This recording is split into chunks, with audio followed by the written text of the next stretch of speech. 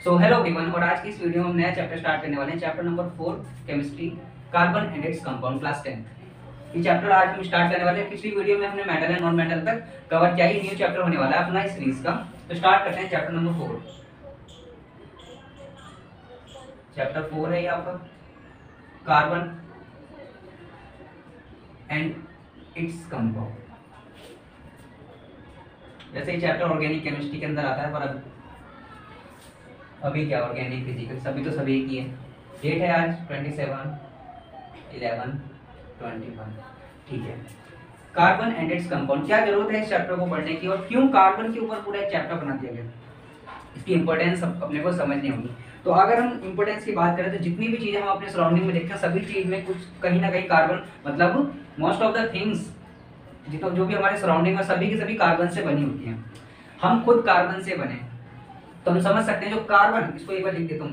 Carbon थोड़ी जिसकी जानकारी, जो सिंबल इसका सी है और इसके एटॉमिक नंबर की बात करें तो जेड की वैल्यू 6 और मास नंबर की बात करें तो 12 और इसका आइसोटोप्स भी होते हैं, उस पर हम नहीं जा रहे हैं। अभी हम जनरल बात कर रहे हैं इस कार्बन के बारे में। क्यों इतना इंपॉर्टेंट ये एलिमेंट है, क्यों इसके लिए एक अलग से पूरा चैप्टर है और इसकी पूरी अलग की ब्रांच है ऑर्गेनिक केमिस्ट्री। ठीक है, तो इसकी बात की जाए तो देखो सारी ही चीजें, ये जो बाल हैं, जो कपड़े हैं, जो हम है, सभी चीज कार्बन से मिलकर बनी है। डीएनए भी कार्बन मॉलिक्यूल, कार्बन कंपाउंड के मॉलिक्यूल्स होते हैं, हर चीज कार्बन से मिलकर बनी है। ठीक है, तो अभी हमें तो अब हम समझ सकते हैं कि इसकी इंपॉर्टेंस, यहाँ से हम इसकी इंपॉर्टेंस तो समझ सकते हैं। चैप्टर में और जानेंगे किस किस तरीके की कंपाउंड्स हमें देखने को मिलते हैं नेचर के अंदर, क्या क्या इसकी डिफरेंट फॉर्म्स होती हैं, तो ये चीज हम समझते हैं। सबसे पहला क्वेश्चन हमारे सामने आता है कि why carbon forms so many compounds. Carbon इतने सारे कंपाउंड क्यों बनाता है, ये क्वेश्चन सबसे पहले हमारे दिमाग में भी आता है और क्वेश्चन पेपर में भी आता है। तो इसके दो ही कारण हैं, क्योंकि जो कार्बन है ना, इसका आंसर सुन लो। कार्बन है वो इटसेल्फ टेट्रावैलेंट इन नेचर है। देखो इटसेल्फ टेट्रावैलेंट इन नेचर होता है। समझेंगे इसकी इस बात को, क्या मतलब है टेट्रावैलेंट का। और दूसरी जो इसके पास प्रॉपर्टी होती है जिसके कारण इतने सारे कंपाउंड बनाता है वो होती है कैटिनेशन की। ठीक है, जो कार्बन है उसके पास दो प्रॉपर्टी होती है, एक तो ये टेट्रावैलेंट इन नेचर होता है और दूसरी बात ये कैटिनेशन प्रॉपर्टी को शो करता है। समझते हैं क्या मतलब है टेट्रावैलेंट का। देखो ऐसा होता है, जो कार्बन है इसका एटॉमिक नंबर है आपका 6। तो जब मैं इसका इलेक्ट्रॉनिक कॉन्फ़िगरेशन करता हूं तो 2 और ये 4। अब आउटर मोस्ट शेल में 4 इलेक्ट्रॉन की जरूरत है नोबल गैस कॉन्फ़िगरेशन लेने के लिए। तो और हम ये पढ़ के आए ना 3 इलेक्ट्रॉन से ज्यादा ना दिए जा सकते हैं ना ही लिए जा सकते हैं। तो देखो यहीं पे हमने पिछले ही चैप्टर में, उससे पिछले ही चैप्टर में सीखा था, 3 तरीके के बॉन्ड पढ़े थे। एक होता है आपका आयनिक बॉन्ड जो कि ट्रांसफर ऑफ इलेक्ट्रॉन से बनते हैं, और एक होता है आपका कोवलेंट बॉन्ड जो कि शेयरिंग से बनता है। ये 2 तरीके के बॉन्ड हमने पढ़े थे। ठीक है, तो जो कोवलेंट बॉन्ड की चर्चा होती है ना, वो पूरी की पूरी चर्चा की जाती है इस वाले चैप्टर में, कार्बन एंड इट्स कंपाउंड में। पिछले चैप्टर में इसकी ज्यादा बात करी थी, साल्ट्स अलग-अलग साल्ट्स हम बना के देख रहे थे, पर इस चैप्टर में सारी ही चर्चा कोवलेंट बॉन्ड के ऊपर की जाएगी। ठीक है, तो मैं कह सकता हूं कार्बन कोवलेंट कंपाउंड। कार्बन जो है, कार्बन के जो कंपाउंड होते हैं वो कोवलेंट इन नेचर होते हैं। और why they are covalent in nature? Because they form covalent bond by sharing the electrons. समझ आती है बात है? ओके, तो ऐसा होता है जो कार्बन है इसको है भाई 4 इलेक्ट्रॉन की जरूरत। तो ये क्या करता है, 4 वैलेंसी शो करता है, ये 4 कोवलेंट बॉन्ड बनाता है। समझ में आई टेट्रावैलेंसी का मतलब? वैलेंसी का मतलब होता है कंबाइनिंग कैपेसिटी। वैलेंसी का सिंपल सा मतलब होता है कंबाइनिंग कैपेसिटी, कि ये एटम कितने और से कंबाइन हो सकता है, वो उसकी कैपेसिटी बताता है वैलेंसी।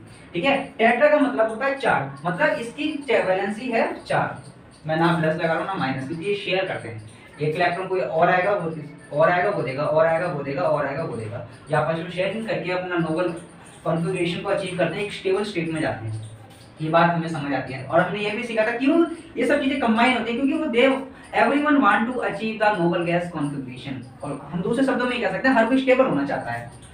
ठीक है, तो पहला रीजन हम सब भाई इतने सारे कार्बन के कंपाउंड क्यों पाए जाते हैं नेचर में, तो पहला रीजन हम समझे क्योंकि carbon itself tetravalent in nature, वो टेट्रावैलेंट इन नेचर है। ठीक है, अभी दूसरी बात है कैटिनेशन प्रॉपर्टी रखता है कार्बन अपने पास। कौन सी property? Catenation property. Catenation property ये कहती है अपने आप से कंबाइन होने की जो कैपेसिटी होती है, जो पोटेंशियल होता है, उसको हम बोलते हैं कैटिनेशन प्रॉपर्टी। क्या बात, मतलब कार्बन अपने जैसे, मतलब कार्बन जो है ना, इसमें प्रॉपर्टी होती है कि कार्बन की चेन बना देता है।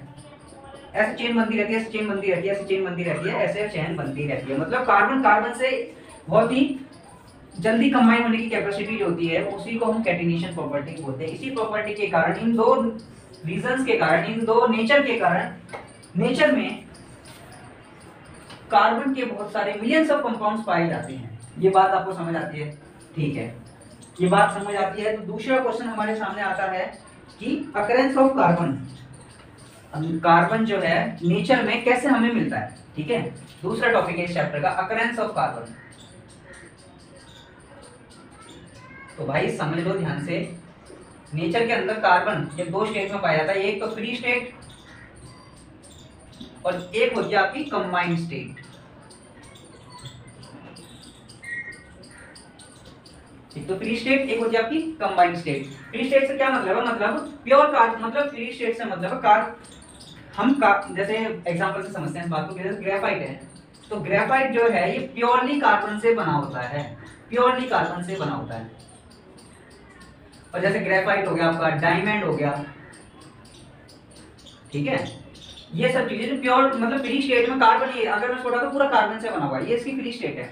कंबाइंड स्टेट से क्या मतलब है? कंबाइंड स्टेट से मतलब है कि कार्बन किसी के साथ रिएक्ट करके स्टेबल स्टेट में स्टेबल कंपाउंड होगा, उसमें पाया जाएगा। जैसे बात करूं कैल्शियम कार्बोनेट की, तो ये है क्या, ये इटसेल्फ चॉक है, चॉक का फॉर्मूला है। चॉक बोलूं या बोल सकते हैं मार्बल होता है, जैसे रॉक्स होती है, रॉक्स चट्टानें, तो उसमें कैल्शियम कार्बोनेट से बनी होती है वो। ठीक है, तो वहां पे ये है आपका कार्बन। ये कंबाइंड स्टेट में है या नहीं है?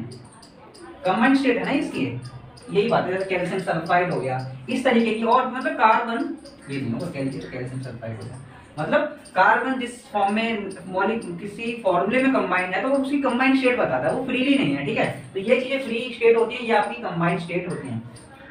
अभी हम और आगे जाएंगे एरोट्रोप्स ऑफ कार्बन पे, मतलब जो फ्री स्टेट में नेचर, फ्री स्टेट में कार्बन पाया जाता है, कितनी फॉर्म में पाया जाता है। तो यहीं पे एक टॉपिक आता है आपका एरोट्रोप्स ऑफ कार्बन का।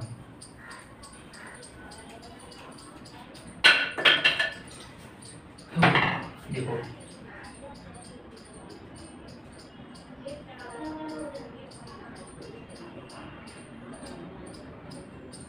एलोट्रोप्स ऑफ कार्बन क्या होते हैं? एलोट्रोप्स सिंपल सा मतलब है, देखो एलोट्रोप्स का मतलब ये क्या क्या मतलब है एलोट्रोप्स का? एलोट्रोप्स का मतलब है जब कोई एक एलिमेंट या एक चीज या एक सब्सटेंस नेचर के अंदर डिफरेंट फिजिकल फॉर्म्स में पाया जाता है, तो मैं कहता हूं उस एलिमेंट के ये सब क्या है? एलोट्रोप्स हैं। क्या कहा मैंने? कोई एलिमेंट, कोई सब्सटेंस नेचर के अंदर, प्रकृति के अंदर अपनी डिफरेंट फॉर्म्स में, डिफरेंट फिजिकल फॉर्म्स में पाया जाए, मतलब अलग अलग अरेंजमेंट में पाया जाए, अलग अलग नेचर में अलग अलग फिजिकल फॉर्म्स में पाया जाए, उसको हम बोलते हैं एलोट्रोप्स होते हैं। ये इसके, जैसे मैं कार्बन की बात करूं, एलोट्रोप्स ऑफ कार्बन की बात करें तो हमारे पास है थ्री एलोट्रोप्स हमें देखने को मिलते हैं। एलोट्रोप्स का मतलब कार्बन के नेचर में, मतलब प्रकृति में कार्बन तीन तरीके से पाया जाता है, तीन डिफरेंट फॉर्म्स होते हैं फ्री स्टेट में। पहली होती है आपकी ग्रेफाइट, डायमंड, ऑर्डर कैसा भी लिख सकते हो उससे क्या फर्क पड़ता है, ग्रेफाइट। तीन एलोट्रोप्स होते हैं कार्बन की, आपको याद रखने हैं, एमसीक्यू की क्वेश्चन है ये। डायमंड, ग्रेफाइट और आपको होता है एक और बकमिंस्टर फर्लिंग।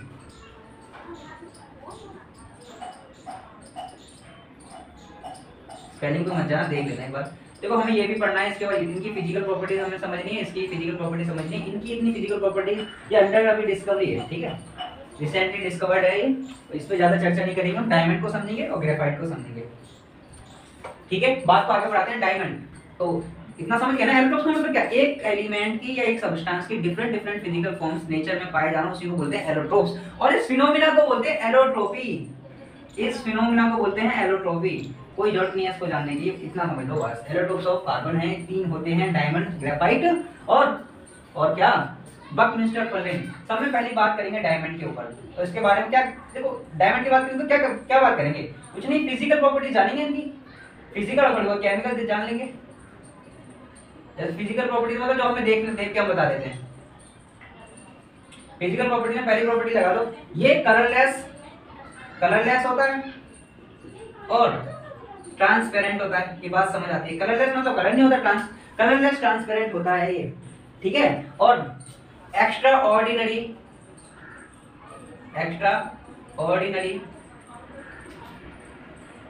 ब्रिलियंसी रखता है अपने पास, मतलब चमक बहुत ज्यादा। अगर हिंदी में लिखूं तो चमक, एक्स्ट्रा ऑर्डिनरी चमक है इसके पास, वो बात तो सभी जानते हैं, ये सब इसकी फिजिकल प्रॉपर्टीज है। एक्स्ट्रा ऑर्डिनरी चमक रखता है अपने पास। और जो इसकी जानने लायक बात है वो सुनो अब यहाँ पे, नेचर का सबसे हार्डेस्ट सब्सटेंस में कार्बन को गिना जाता है। हम कहते हैं लोहा बहुत हार्ड होता है, लोहा कुछ भी नहीं है इसके सामने, ठीक है। लोहे के बॉइलिंग पॉइंट, मेल्टिंग पॉइंट से भी ज्यादा इसका मेल्टिंग पॉइंट होता है डायमंड का, ठीक है ना।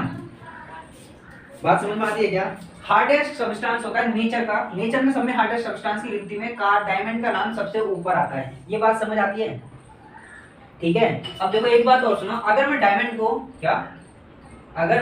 को जलाता हूं, ये डायमंड है कह सकते हैं ना, चलो कह सकते हैं, अगर मैं डायमंड को जलाता हूं तो जलाने पे बस मुझे CO2 गैस निकलती है इसमें, और कुछ भी नहीं मिलता, ठीक है। जब मैं डायमंड को जलाता हूँ, हीट करके इसको जलाता हूँ तो केवल CO2 गैस मिलती है और कुछ नहीं मिलता। हीट करके ऑक्सीजन तो होगा ही भाई, अरे कोई चीज जलेगी ऑक्सीजन की प्रेजेंस में, तो CO2 गैस मिलती है। ये चीज हमें क्या बताती है? It indicates that diamond is made up of only carbon. ये क्वेश्चन आता भी है, how can we determine this compound is mainly made up from carbon. हम कैसे बताएं कि कोई चीज केवल कार्बन से बनी है? तो यही टेस्ट है, इसको याद रखना, पेपर में आया भी है बोर्ड में, ये ठीक है। टेस्ट होता है कि हम कैसे बताएं कि ये वाली जो चीज है प्योरली कार्बन की बनी हुई है। How we can define, how we can describe, तो this is the test. What we can do, we can heat the sample, we can just heat the sample, if there will be formation of carbon dioxide, and how we can determine the presence of carbon dioxide? We have the test, lime test जिसको बोलते हैं, कुछ lime test होता है ना, उसमें क्या हम करते हैं, जो कार्बन डाइऑक्साइड को उसमें क्या होता है, कार्बन डाइऑक्साइड को हम पास करा देते हैं क्विकलाइम में से। क्विकलाइम क्या होता है? कैल्शियम हाइड्रोक्साइड बोल सकते हैं, ठीक है। कैल्शियम हाइड्रोक्साइड में से इसको पास करा देते हैं तो एकदम मिल्की कलर का फॉर्मेशन होता है, ठीक है। इसी से पता लग जाता है जो गैस हमने पास कराई थी ना, वो कौन सी गैस थी? वो थी अपनी कार्बन डाइऑक्साइड गैस थी, ठीक है। तो ये टेस्ट होता है, ये पूछा जाता है कभी कभार कि भाई कैसे पता लगे कि कार्बन से केवल बना, तो आप क्या करेंगे, उसको जलाएंगे, सिंपली गैस रिलीज होती है। अगर उस गैस को क्विकलाइम से पास करने पर मिल्की फॉर्मेशन होता है तो हमें पता लग जाता है कि कंपाउंड केवल कार्बन से बना है, क्योंकि इसको जलाने पर यही गैस निकली और कुछ वेस्ट और कोई बाय प्रोडक्ट भी नहीं है, कुछ भी नहीं है। और तो इससे पता लग जाता है कि कंपाउंड केवल और केवल किससे बना है? कार्बन से।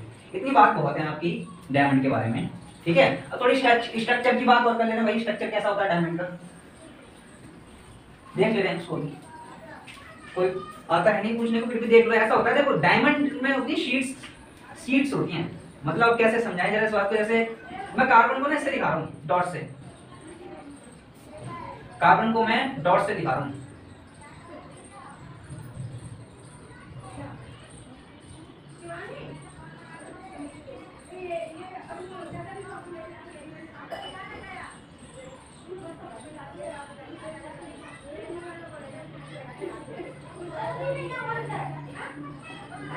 मतलब ऐसा समझो जैसे कार्बन है, कार्बन अपने 4 कार्बन से जुड़ा होता है, कार्बन कार्बन कार्बन कार्बन ऐसे जुड़ा होता है, ठीक है। शीट्स बनती है कार्बन कार्बन कार्बन कार्बन, ऐसे जो जुड़ा होगा, एक लेयर ही होगी, ऐसे इसी के जस्ट नीचे एक लेयर होगी, ऐसे इसी के जस्ट नीचे एक लेयर होगी, ऐसे इसी के जस्ट नीचे एक लेयर होगी, तो ऐसे लेयर लेयर लेयर लेयर बनती रहती है। और एक ऐसा अरेंजमेंट सेट होता है कि बहुत ही टाइटली पैक अरेंजमेंट सेट हो जाता है, इसीलिए ही ये कोवलेंट कंपाउंड है, फिर भी आयनिक कंपाउंड आयनिक सॉलिड्स बना लेता है, इतना क्रिस्टलाइन बनाता है। छोड़ो उस बात को, ऐसे समझो कि स्ट्रक्चर ऑफ डायमंड कैसे समझ सकते हो। पहले तो शीट्स लाइक स्ट्रक्चर होता है, शीट्स होती हैं कार्बन की, एक के ऊपर एक के ऊपर एक, पहली बात। दूसरी बात ये एक कार्बन अपने 4 कार्बन से जुड़ा होता है। 2 बात याद रखनी स्ट्रक्चर के बारे में बस, और कुछ है नहीं, ठीक है। अब अपनी बात को आगे बढ़ाते हैं ग्रेफाइट पे। Second allotrope of the carbon that is graphite, इसको समझ लेते हैं क्योंकि इसका बहुत ही यूज है। तो डायमंड का भी इसका भी बहुत यूज है, उसको भी हम समझेंगे। देखो पहली बात इसके बारे में फिजिकल प्रॉपर्टी, ये ग्रेइश ब्लैक कलर का ओपेक सब्सटेंस होता है, ओपेक सब्सटेंस होता है। मैं साथ ही साथ कंपैरिजन भी करूंगा क्योंकि कभी कभार क्वेश्चन था difference between graphite and diamond. तो डायमंड में मैंने लिखा था कलरलेस एंड ट्रांसपेरेंट, इसमें लिखा है मैंने ग्रेइश ब्लैक और ओपेक। मतलब वहां कलरलेस था, इसका कलर है वो ट्रांसपेरेंट था, ये ट्रांसपेरेंट ही ओपेक है। भाई क्या मतलब होता है ट्रांसपेरेंट का?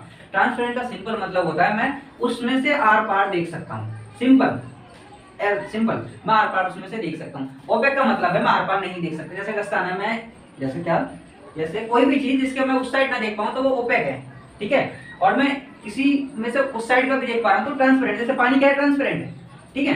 अभी कोई कॉपी लगा लूँ आगे तो वो क्या ओपेक है, मतलब ओपेक ये चीज अपने को बता दी, ठीक है। कलर मतलब ग्रेस ब्लैक कलर होता है, सारी बात की जाए इसको हम देख सकते हैं। पेंसिल की नोक होती है ग्रेफाइट से बनी होती है, बात समझ में आई। पेंसिल की नोक ग्रेफाइट से बनी होती है, ठीक है। आगे चलते हैं, कंपैरिजन में बात करेंगे। जो ग्रेफाइट होता है ना, graphite is lighter than diamond. Diamond के कंपैरिजन में ये हल्का होता है। हल्के से क्या मतलब है, मतलब इसकी डेंसिटी कम होती है, इसमें अरेंजमेंट थोड़ी दूर दूर होती है, उसमें अरेंजमेंट एकदम टाइटली पैक्ड, इसमें थोड़ी दूर दूर लेस, मतलब स्पेस थोड़ा ज्यादा होगा, इसकी डेंसिटी कम है। सिंपल सा मतलब है लाइट वेट का होता है इनका एज कंपेयर टू डायमंड, ठीक है। आगे चले, हाँ देखो डायमंड में एक मैं बात लिखना भूल गया कि डायमंड जो है इलेक्ट्रिसिटी को कंडक्ट नहीं करता, वहां पे ऐड कर लेना ये वाला भी point, electricity conduct electricity not, diamond electricity को कंडक्ट नहीं करता, पर ग्रेफाइट कंडक्ट इलेक्ट्रिसिटी। ये बात आप जानते भी हो, हमने एक एक्सपेरिमेंट भी करते थे बचपन में, पेंसिल को दोनों तरफ से छेद दिया, जैसे तार बांध दिया, तार बांध दिया और लाइट जल रही है, मतलब ग्रेफाइट कंडक्ट कर रहा है इलेक्ट्रिसिटी को, तभी तो करंट जा रहा है। तो ग्रेफाइट जो है कंडक्ट करता है इलेक्ट्रिसिटी, और इसका तो काफी यूज होता है ग्रेफाइट का भी, आगे हम जानने वाले हैं। अरे पिछले चैप्टर में इलेक्ट्रोलाइसिस करके आए हो क्या? इलेक्ट्रोलाइसिस में जो हमने दो रॉड ठोकी थी कंटेनर के अंदर, वो काय की बनी थी? वो बनी थी ग्रेफाइट की, और ग्रेफाइट होता है कंडक्टर ऑफ इलेक्ट्रिसिटी, ठीक है, इसलिए हमने वो यूज कर ली थी। चलो आगे चलते हैं। ग्रेफाइट, अभी इसका यूज भी हम देखने वाले हैं। वैसे ग्रेफाइट कंडक्ट करता है इलेक्ट्रिसिटी को, ठीक है। वही सेम बात यहाँ पे भी करेंगे। अगर मैं ग्रेफाइट को जलाता हूँ, केवल और केवल CO2 गैस की फॉर्मेशन होती है, नो बाय प्रोडक्ट, कोई भी और कुछ बचता नहीं है। तो ये भी यहाँ पे भी टेस्ट आता है, हम कैसे डिटरमाइन करें, ठीक है। तो सिंपल है, इस CO2 को क्योंकि लाइन से अगर मैं पास करा दूंगा, मिल्की वे फॉर्मेशन होता है, तो CO2 गैस है, और केवल CO2 गैस यहाँ पे प्रोड्यूस हो रही है, इसका मतलब और कोई कंपाउंड है, और कोई कंपाउंड नहीं हो रहा, केवल CO2 गैस प्रोड्यूस हो रही है, इसका मतलब वो जो कंपाउंड है केवल और केवल कार्बन से बना हुआ है। अगर इसके अलावा कार्बन के अलावा कुछ और होता है, जैसे मैं कैल्शियम कार्बोनेट लूं, ये है, ये क्या है, ये क्या है भाई, ये कंबाइंड फॉर्म है कार्बन की, कार्बन नेचर में इस फॉर्म में भी तो पाया जाता है। तो अगर मैं इसको हीट करता हूं तो भाई calcium oxide plus CO2 gas निकलती है, CO2 गैस के साथ साथ कैल्शियम ऑक्साइड भी तो निकल रहा है। बात समझ में आई? इसीलिए हम पता लगा पाते हैं कि कौन सी ये प्योर कार्बन से बना है, प्योर कार्बन से नहीं बना है, क्योंकि CO2 के अलावा और कुछ भी निकल रहा है, वो क्या है, कैल्शियम ऑक्साइड। तो कैल्शियम भी प्रेजेंट है कंबाइंड स्टेट के अंदर। This is the simple procedure of testing whether the compound is made up of pure carbon or not, made up of only carbon or there can be extra element, ठीक है। ये चौथी बात थी graphite के बारे में, ये बात समझ आ गई? ठीक है, आगे चलते हैं। चौथी बात, पांचवी बात और मतलब एक पॉइंट और नोट करो, स्ट्रक्चर। इसका स्ट्रक्चर भी समझना, स्ट्रक्चर कैसा होता है, स्ट्रक्चर और ग्रेफाइट।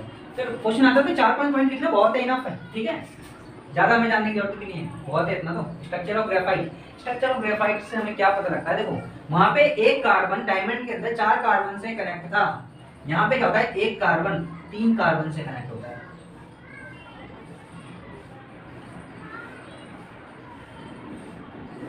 देखिए हर एक कार्बन 3 कार्बन से कनेक्ट है, हर एक कार्बन 3 कार्बन से कनेक्ट है, हर एक कार्बन 3 कार्बन से कनेक्ट है, हर एक कार्बन 3 कार्बन से कनेक्ट है। तो मैं इसको देख लेता हूँ। तो यहाँ पे देखो कार्बन अपने पास 4 इलेक्ट्रॉन रखता है और 4 ही दूसरे से लेता है तो उसने 3 तो शेयर कर ली, मतलब 3 को बॉन्डिंग में दे दिया, 3 से बॉन्ड बना रखा है, एक इसके पास फ्री है।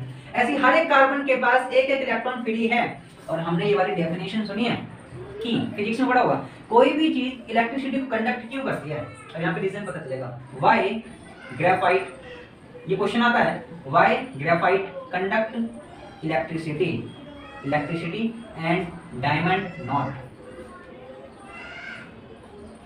तो इस बात का सिंपल सा रीजन ये है कि डायमंड के आंसर स्ट्रक्चर से देना हो तो इस बात को और अच्छे से समझ सकते हैं, बिल्कुल बहुत ध्यान से। स्ट्रक्चर ऑफ डायमंड में हमने देखा एक कार्बन 4 से कनेक्टेड था, कोई भी इलेक्ट्रॉन फ्री नहीं था, कोई भी इलेक्ट्रॉन फ्री नहीं था जो कि इलेक्ट्रिसिटी को कंडक्ट करे, जो कि करंट को लेके जाए, ठीक है। कोई भी इलेक्ट्रॉन फ्री था ही नहीं। और करंट का बात बनता है जब चार्जेस मूव करते हैं, जब चार्जेस एकदम बॉन्डिंग में बंधे हुए हैं तो मूव कहां से करेंगे, इलेक्ट्रॉन मूव कहां से करेगा, तो वहां पर तो इलेक्ट्रिसिटी कंडक्ट नहीं, but in the case of graphite there is free electrons. और हमें पता है इलेक्ट्रिसिटी कंडक्ट क्यों होती है, फ्री इलेक्ट्रॉन्स की वजह से, ठीक है, हम बोलेंगे because of free electrons in the graphite, graphite is a good conductor of electricity. That's the simple answer of this question. बस। और फ्री इलेक्ट्रॉन्स की बात हम कैसे एक्सप्लेन करते हैं? स्ट्रक्चर से। एक कार्बन के पास देखो एक इलेक्ट्रॉन फ्री है, so because of the presence of the free electrons graphite can behave as a conductor like metal. तभी तो मेटल एंड नॉन मेटल में हमने ये भी सीखा था कि मेटल जनरली कंडक्टर होते हैं इलेक्ट्रिसिटी के, बट कार्बन एक नॉन मेटल है भाई। कार्बन एक क्या है? नॉन मेटल है, फिर भी ग्रेफाइट इलेक्ट्रिसिटी को कंडक्ट करता है। ठीक है, ये बात समझ आती है क्या? बताओ, ये बात समझ आती है क्या? इतनी बात हमने कर ली। अब इसके बाद दोनों में डिफरेंस क्यों आता है? तो दोनों कार्बन से बने हुए, दोनों ही कार्बन से बने हुए हैं, तो ऐसा डिफरेंस क्यों? देखो डिफरेंस का कारण समझ लो, डिफरेंस क्यों है? फिर ये भाई इतना डिफरेंस क्यों है? दोनों चीज ही कार्बन से बनी है, तो इतना डिफरेंस क्यों है? तो भाई डिफरेंस केवल इज बिकॉज ऑफ अरेंजमेंट। क्या? Arrangement of carbon atoms. Carbon atoms के अरेंजमेंट की वजह से प्रॉपर्टीज में डिफरेंस आ जाता है। कार्बन एटम्स किस तरीके से अरेंज हैं, उनके डिफरेंट अरेंजमेंट की वजह से प्रॉपर्टीज में डिफरेंस आ जाता है। और टाइटली अरेंज है, टाइटली पैक्ड है, एकदम बढ़िया क्रिस्टल बन रखा है, तो डायमंड टाइटली अरेंज नहीं है। अभी जब वहां पे स्ट्रक्चर 1 से 4 कनेक्ट है, इस वाले ग्रेफाइट में 1 से 3 ही कनेक्ट है, एक इलेक्ट्रॉन फ्री है। इस तरीके से प्रॉपर्टीज में डिफरेंस आता है because of the arrangement of carbon atoms in the lattice in the anything. मतलब ये बोल सकते हैं अरेंजमेंट ऑफ कार्बन एटम की वजह से आता है। ठीक है, आपका थर्ड एलोट्रोप आपका रह जाता है, वो है बकमिंस्टर फर्लिन। क्या? थोड़ी सी बात इसके बारे में देख लेते हैं। बकमिंस्टर फर्लिन, स्पेलिंग देख लेना एक बार, स्पेलिंग की क्या दिक्कत है? बकमिंस्टर फर्लिन देखो, ये डार्क, थोड़ी सी बात करेंगे, डार्क सॉलिड सब्सटेंस होता है। ठीक है, एट रूम टेम्परेचर। बहुत लोगों को दिक्कत होती है रूम टेम्परेचर क्या है। रूम टेम्परेचर वो टेम्परेचर है जो नॉर्मल टेम्परेचर है। नॉर्मल टेम्परेचर क्या है? देखो बात को समझो, जनरली हम रूम टेम्परेचर को ना 25 डिग्री सेल्सियस बोलते हैं। ठीक है, जैसे मैं किसी भी चीज की, मुझसे कोई पूछे कि वाटर की स्टेट क्या है, मैं बोलूंगा वाटर तो लिक्विड है। जनरली मैं लिक्विड को बोलता हूँ, मैं रूम टेम्परेचर देखता हूँ, वो लिक्विड स्टेट मुझे दिखता है। ठीक है, तो रूम टेम्परेचर जनरली हम जो चीजों को देखते हैं एनवायरनमेंट में, वो सब रूम टेम्परेचर पर देख रहे हैं उसको। ठीक है, ऐसा कैसे? तो भैया ये डार्क सॉलिड सब्सटेंस होता है रूम टेम्परेचर पर। और पहली बात, दूसरी बात ये है जैसे डायमंड जो होता है हार्ड होता है ना, और आपका ग्रेफाइट जो होता है वो आपका लाइट होता है, और जो बकमिंस्टर है वो दोनों के बीच में होता है। ऐसा कैसे? दोनों के बीच की प्रॉपर्टीज रखता है, ज्यादा प्रॉपर्टीज में पता नहीं है। ठीक है, ये दोनों के बीच की प्रॉपर्टीज रखता है। अब इतनी बात बस याद रखना, ज्यादा याद रखने की जरूरत नहीं। और हाँ, स्ट्रक्चर के बारे में थोड़ा याद रखो, जो बकमिंस्टर फर्लिन है ना, इसका फुटबॉल लाइक स्ट्रक्चर होता है। कैसा? फुटबॉल लाइक स्ट्रक्चर, इसका फुटबॉल लाइक स्ट्रक्चर होता है। फुटबॉल लाइक स्ट्रक्चर होता है, बुक में देख लेना। ठीक है, फुटबॉल लाइक स्ट्रक्चर होता है। आगे चलते हैं use of diamond. Use of diamond का क्या यूज है? पहला यूज लगाओ, कटर बनाया जाता है डायमंड का। क्या बनाया जाता है भाई? कटर। ऐसा सुनो ध्यान से, अगर हमने कभी देखा होगा, हम कभी शीशे की शॉप पे गए तो शीशे को काटने का जो इंस्ट्रूमेंट होता है वो डायमंड का ब्लेड होता है। मतलब डायमंड का ब्लेड बनाया जाता है, डायमंड का ब्लेड बनाया जाता है, और जो कि यूज होता है cutting of mirror, glass, mirror हटाओ, ग्लास को काटते हैं। ठीक है, ग्लास को काटने में, ग्लास किससे काटा जाता है? शीशे के ब्लेड, वो डायमंड के ब्लेड से ग्लास को काटा जाता है। दूसरी प्रॉपर्टी लगा सकते हैं, यूज इन ज्वेलरी, ज्वेलरी में किसका तगड़ा यूज है इसका। ठीक है, ये सब बात है, और भी है प्रॉपर्टीज, उनको भी आप याद कर सकते हो, और कोई दिक्कत नहीं है, इतनी बहुत है। ठीक है, ग्रेफाइट का देखो, ग्रेफाइट अपने काम की चीज है एकदम बढ़िया। देखो ग्रेफाइट, पहली बात तो क्या है, इलेक्ट्रिसिटी कंडक्ट करता है, तो उसकी वजह से ग्रेफाइट का यूज किया जाता है इन मेकिंग रॉड्स। रॉड्स क्या होती है, बात सबको समझ आती है ना। अभी हम इलेक्ट्रोलाइसिस का एक्सपेरिमेंट करके आए हैं, तो हमने वहाँ पर 2 रॉड ठोकी थी, तो जो रॉड बनती है वो कार्बन की बनती होती है, और कार्बन में भी कौन सा? ग्रेफाइट की।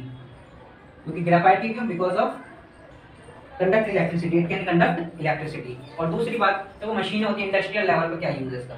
इंडस्ट्रियल, बड़ी बड़ी इंडस्ट्रियल लेवल पर क्या यूज है? जो मशीनें होती हैं ना, मशीनें जो होती हैं उनके जो पार्ट्स होते हैं ना, पार्ट्स में ल्यूब्रिकेंट की तरह यूज किया जाता है। किसकी तरह? ल्यूब्रिकेंट की तरह यूज किया जाता है। ल्यूब्रिकेंट क्या होता है?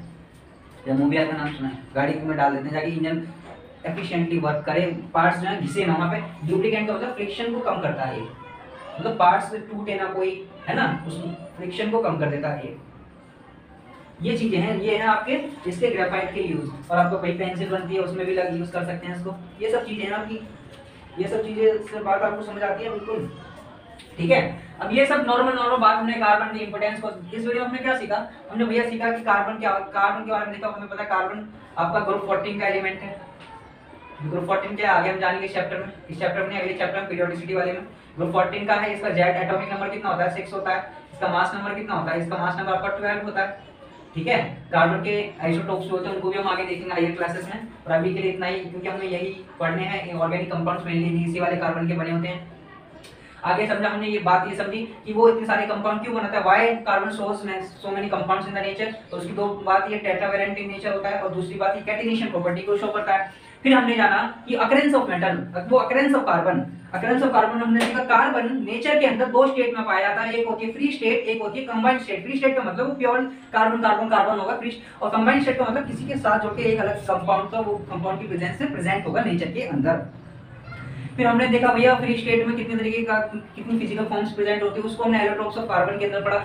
हमने सीखा there are 3 types of 3 number of allotropes होते हैं कार्बन की। First one is diamond, second is graphite and third one is Buckminster furnace. फिर हमने क्या करा, हमने सभी की फिजिकल प्रॉपर्टीज, थोड़ी बहुत केमिकल प्रॉपर्टीज भी डिस्कस की, उनका स्ट्रक्चर जाना, स्ट्रक्चर ऑफ डायमंड जाना, स्ट्रक्चर ऑफ ग्रेफाइट जाना।